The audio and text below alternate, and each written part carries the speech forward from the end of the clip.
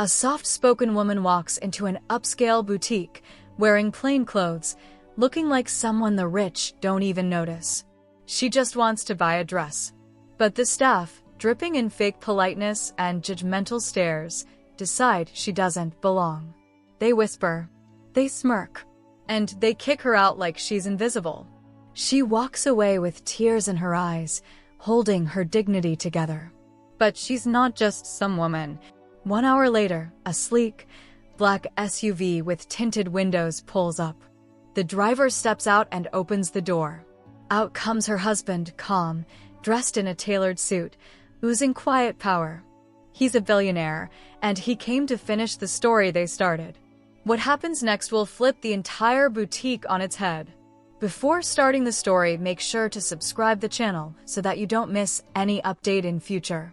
The boutique's bell chimed softly as Emily stepped inside, unnoticed at first, just another quiet soul lost in the shadows of luxury. The space was drenched in marble and mirrors, with clothes so expensive they didn't have price tags, just judgment built into the fabric. She wasn't dressed the part. Her jeans were faded, her coat was thrifted, and her shoes had seen better days. But her eyes lit up as they landed on a soft blue dress displayed on a golden mannequin near the back. It reminded her of her wedding day, of simpler times and silent promises. She moved toward it like someone walking into a memory, fingers reaching out not to buy it yet, just to feel it, dream for a second. But before she could touch the fabric, a sharp voice sliced through the air. "Ma'am, please don't touch that." Emily froze. A boutique worker, tall and perfectly contoured, looked her up and down with a smirk that didn't hide its contempt. "We don't allow browsing without an appointment, especially for premium items." Her words dripped with fake kindness, the kind that tastes like poison on the way down. Emily lowered her hand, embarrassed. She hadn't even realized people had stopped to stare. 2 women by the fitting rooms were whispering behind their designer handbags, pretending not to laugh. Emily blinked twice, offering a soft apology, but the damage was done. The employee stepped closer. "If you're looking for clearance, it's by the door. Or perhaps another store might be more suited for your budget." There was the sentence meant to bruise, not cut. And just like that, Emily turned around, heart pounding, cheeks burning, and walked out. She hadn't said a word, but the silence she left behind was louder than any scream. Outside, the cold wind hit her face, but it couldn't cool the sting inside. She didn't cry, not yet. She just stood there, gripping the strap of her worn purse, staring at the ground as high heels clicked on polished floors behind the glass door she was no longer welcome to cross. She looked ordinary to them, but they had no idea who she really was. Inside the boutique, the mood bounced back to usual, polite smiles, soft music, and sales associates floating between racks like nothing had happened. But something had shifted. One of the interns had noticed a man across the street, leaning against a matte black SUV. He'd been standing there the entire time Emily was inside, watching, waiting, sunglasses on, hands in his pockets, posture relaxed but unreadable, like the kind of calm that makes people nervous. Back outside, Emily had taken a seat on a nearby bench. She wasn't crying, not in the traditional sense. Her eyes were dry, but her silence was louder than traffic. She sat perfectly still, like she was afraid that if she moved, her sadness would spill out. Her phone buzzed in her coat pocket. One new message. "Is everything okay? I'm nearby." It was from him.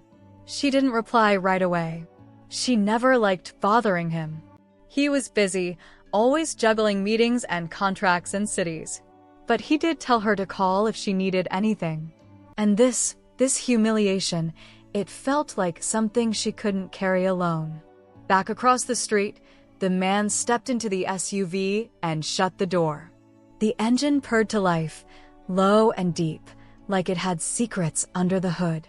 Inside the boutique, the assistant who had thrown Emily out was retelling the moment to her coworkers like it was some inside joke. "You should have seen her face. she giggled. Like she thought she actually belonged here. No one saw the black SUV slowly pull forward.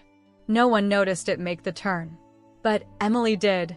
Her eyes lifted as it rolled toward her, the sunlight reflecting off its jet black paint, flawless and menacing like a shark gliding through shallow water. The SUV didn't slow down. It stopped right in front of the boutique. The doors locked with a heavy click. And then, nothing. The windows were too dark to see inside. But Emily stood up, because she knew exactly who was about to step out. And he wasn't here to shop. Time paused. For just a breath, the world around the boutique held still, like it knew something big was about to happen. The laughter inside faded into background noise. The city traffic blurred. The only thing anyone could truly focus on was the black SUV and the silent power it carried. Then, click. The driver's door opened with a soft thud, and a polished black shoe stepped out onto the pavement. He didn't rush. He never rushed. Dressed in an impeccably tailored charcoal suit, the man stood tall, adjusting the cuffs of his white shirt like he had all the time in the world. His presence hit like a thunderclap, quiet, but impossible to ignore. Not flashy, just controlled, lethal in the way only someone important can be without saying a word. Heads began to turn. A barista across the street froze mid-order. A man on his phone stopped walking. The boutique's glass windows reflected the scene, but even the reflections looked nervous. He walked toward the boutique, one slow, deliberate step at a time. Emily stood frozen, not because she feared him, but because she knew what his arrival meant. He had told her once, quietly over dinner, if anyone ever disrespects you, I'll know. I'll feel it. And here he was, walking straight past her. Not because he didn't care, but because he had business inside. Inside, the boutique workers finally noticed. The woman who had kicked Emily out tilted her head, confused at first, then wide-eyed as the door opened again, this time with a forceful ding that didn't ask for permission. He stepped inside like he owned the floor beneath his feet. And to someone like him, maybe he did. The woman behind the counter straightened her posture immediately. "Sir, can I?" He didn't even glance at her. Instead, he slowly surveyed the boutique, the racks, the mirrors, the employees frozen mid-task before his voice, low and smooth like velvet over steel, filled the room. "Who," he asked, "told my wife she wasn't welcome here?" The boutique turned ice cold. No one answered. Not right away. Because when a man like him asks a question, it doesn't sound like a question, it sounds like a sentence. The woman behind the counter opened her mouth to speak, but her voice caught. She wasn't used to being afraid in her own domain. She wore confidence like perfume. But this was different. This man didn't care about coupons or complaints. He dealt in consequences. He turned his head slightly, scanning the store again. Then he stepped forward. His shoes echoed across the polished floor like a ticking clock, every click a countdown. He stopped at the center of the boutique, letting the silence stretch like a blade.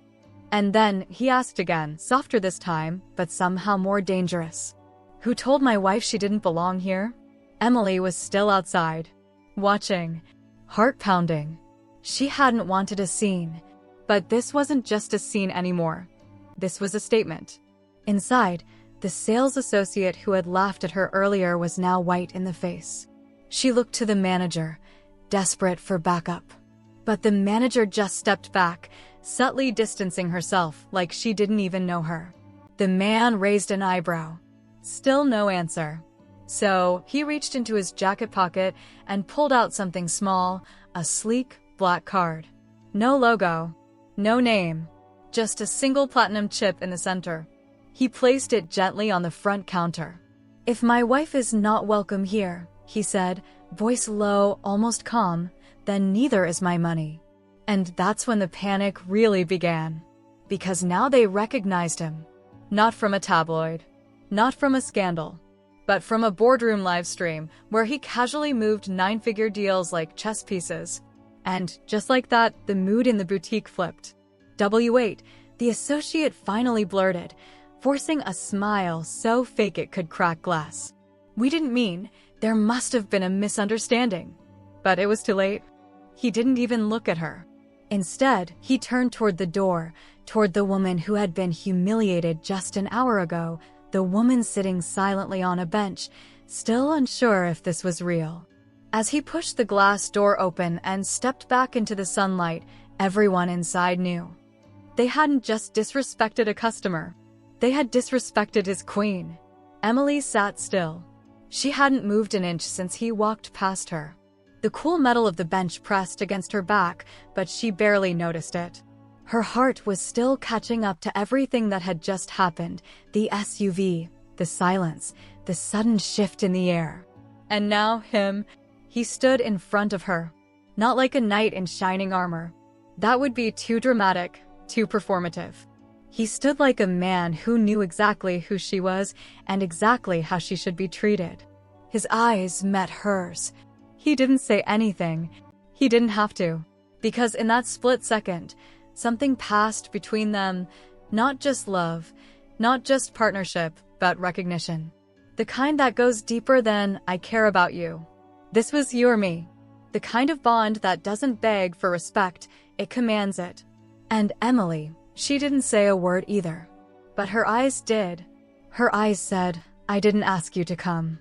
And his replied, without speaking, "I didn't need to be asked."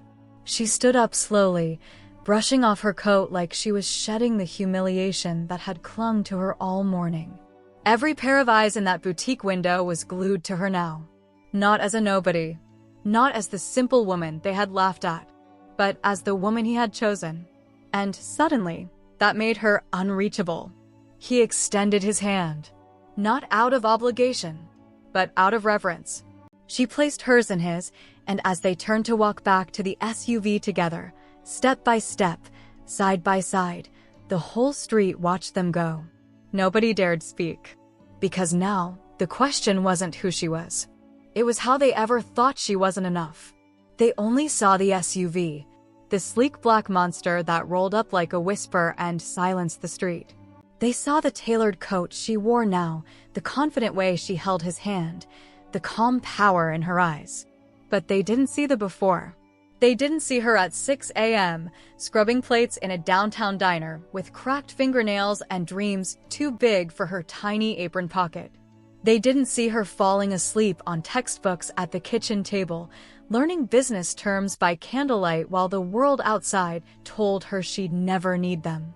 They didn't see the jobs she took, the ones no one else wanted, just to pay for her mother's medicine. The truth? Emily was forged in fire long before she ever touched luxury. She didn't marry into wealth. She survived her way to it. Her husband didn't fall in love with some airbrushed, polished version of a woman. He fell in love with her grit, with the way she never complained, even when life tried to chew her up and spit her out, with the way she looked at struggle and didn't flinch. The boutique employees thought they'd embarrassed a nobody. But what they didn't know is Emily was built for moments like that. She'd eaten humiliation before, served cold. And now? Now she was serving it back, garnished with silence and the kind of elegance that money can't buy. She wasn't just a billionaire's wife. She was a self-made storm that learned to smile while drowning and still found a way to swim. Inside the boutique, everything froze. The fake laughter, the rustle of overpriced fabric, the shallow chatter. All of it just stopped. Every employee who had mocked her earlier was now glued to the window, eyes wide, mouth slightly open like someone had cut the oxygen out of the room. And when they saw him, 6'2", tailored to perfection, sharp jawline and darker-than-night sunglasses, step out of that black SUV, they knew. They knew they messed with someone untouchable. The manager, who had confidently smirked as she denied Emily entry an hour earlier, now looked like she'd seen a ghost. Her clipboard trembled in her hand. The receptionist whispered something, eyes darting, and the intern near the back actually ducked behind a clothing rack. But none of them moved. Because what do you do when the nobody you just humiliated turns out to be the one person you can't afford to cross? They watched in slow motion as Emily stood up. No words, no scenes. Just poise, grace, and a gaze that could slice through glass. And when her husband placed his hand on the small of her back, gently, respectfully, like she was royalty, the staff didn't see a trophy wife. They saw a queen. Not the kind with jewels, but the kind who had built her own damn crown from scraps and silence. And for the first time that day, the boutique didn't feel expensive enough for her. She wasn't below their standard. They were beneath hers. The boutique door chimed. A soft, elegant sound. But in that moment, it hit like thunder. Emily stepped back inside, not as a guest, not as a customer, but as a woman reclaiming the room she was once shoved out of. The boutique manager straightened her blazer so quickly, you'd think she was trying to iron it with fear. The receptionist smiled too wide. The intern held their breath. And Emily? She walked in like she owned the floor beneath their feet. No yelling. No revenge speech. Just one simple scan of the room, quiet, surgical, final. Then, her voice. Low. Steady. Controlled. I was here earlier, she said, locking eyes with the manager who had smirked at her poverty. You told me I didn't belong. Silence. Dead silence. I believed you, for about 5 seconds. She turned slowly, fingers grazing the fabric of a dress on display. But then I remembered who I am. And more importantly, who you're not. Every syllable was laced with velvet and steel. She didn't need to humiliate anyone. Because the moment she spoke, they humiliated themselves. And then, just as the manager fumbled for an apology she couldn't pronounce properly, Emily walked past her. Not to buy anything. Not to prove a point. Just to show them what real power looked like. Not loud. Not flashy. But calm. Collected. Unbothered. Emily didn't rush. She didn't storm out like some drama queen hungry for applause. She walked slowly, each step measured, deliberate, like she was laying down a challenge no one dared accept. Heads turned, whispers started. Is she leaving? Who is she really? But Emily didn't care about the noise. Her phone buzzed quietly in her purse. A text from her husband, waiting outside. She glanced at it briefly, a small smile playing on her lips, half amused, half victorious. Then, with a calm breath, she paused at the door. She looked back once. Not out of regret, not out of doubt, but as if saying, this isn't over. Not by a long shot. The boutique had seen a glimpse of her fire. But what they didn't see yet was how fierce the storm could get. And when that black SUV pulled away, the silence it left behind was heavier than any apology could ever be. Because sometimes, the loudest power isn't in the noise. It's in the calm, unshakable presence of someone who knows exactly what they're worth. The black SUV vanished down the street, but Emily's story was far from over. Behind the tinted windows, away from prying eyes and shallow judgments, a different world awaited. A world where money wasn't just power, but a tool carefully wielded. Where every smile, every word, every quiet glance was part of a story no one outside could begin to understand. Emily wasn't just a woman draped in expensive fabrics. She was a strategist, a survivor, a woman who had learned early on that vulnerability was a weapon, but control was everything. Her billionaire husband wasn't just her partner in luxury. He was her partner in power. Together, they built an empire, but it was Emily's vision that turned ambition into reality. She'd fought through prejudice, doubt, and outright cruelty to get here. And no boutique manager's shallow scorn could erase that. Behind closed doors, Emily's strength was a quiet roar, a force so steady, so fierce, it could shake mountains. And it was this strength that no one outside would ever truly see. News of what happened at the boutique spread fast. Not through official channels. Not through some flashy social media posts. But through whispers. The kind that ripple through tight circles, where reputations live and die on every word. Employees who once scoffed at Emily now felt the weight of their mistake. The boutique's elite clients exchanged knowing glances, questioning their own judgments. Did you hear about that woman? Yeah, the one who walked in like she owned the place. Turns out, she kinda does. The manager? She avoided eye contact, deleted texts, and replayed Emily's words over and over. Behind closed doors, the boutique's polished veneer cracked. Because sometimes, the quiet ones make the loudest impact. And Emily? She was already moving forward, closer to her next move, her next victory. Because this was just the beginning. Emily stepped into the night, the city lights reflecting in her eyes, bright, unyielding, and full of promise. She wasn't just a woman who got kicked out of a boutique. She was a force rewriting her own story, one calm step at a time. The black SUV waited nearby, not just a car, but a symbol of everything she had fought for. As the door closed behind her, the night whispered secrets of battles yet to come. Because Emily's journey wasn't about revenge. It was about power. About proving that no label, no judgment, no shallow glance could ever define her worth. And as the city pulsed around her, one thing was clear. This was only the beginning. Never let anyone's shallow judgments decide your worth.